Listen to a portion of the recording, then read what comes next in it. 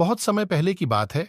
एक छोटे से गांव में एक बड़े ही सुंदर और भव्य महल में एक बहुत ही समझदार और ईमानदार महाराज रहते थे। महाराज ने अपने प्रजा की सेवा बहुत प्यार और दिल से करते थे।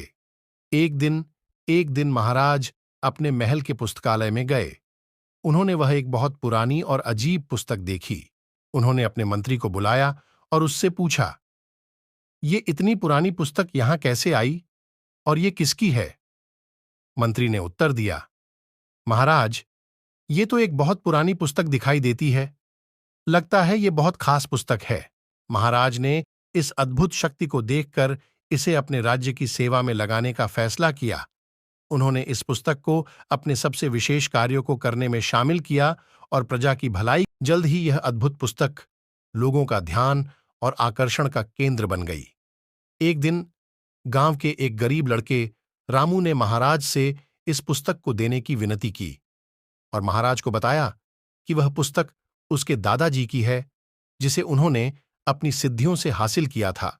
उसने महाराज को एक पत्र भी दिखाया जिसमें इस बात का प्रमाण था कि वह पुस्तक उसके दादाजी की है।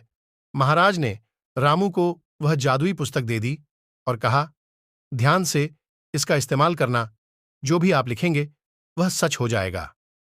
रामू ने पुस्तक का प्रयोग करने का निर्णय किया। उसने अपनी मनोकामनाओं को पूरा करने की कोशिश की और पुस्तक में लिखा, मेरे लिए सबसे सुंदर और भव्य घर बनाने का सपना है।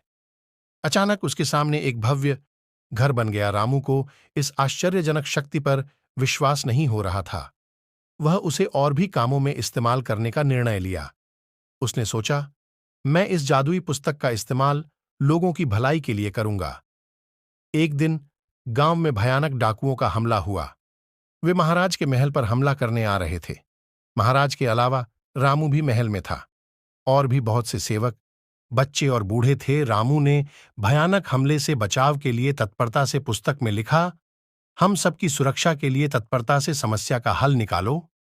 और पुस्तक ने तत्परता से हमले का समाधान कर दिया।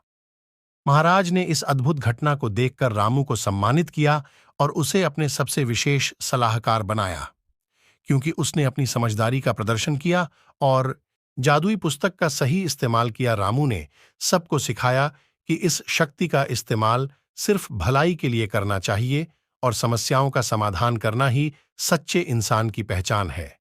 इस तरह रामू ने जादुई पुस्तक की मदद से लोगों के जीवन में सकारात्मक परिवर्तन लाया और खुद भी महानायक बन गया।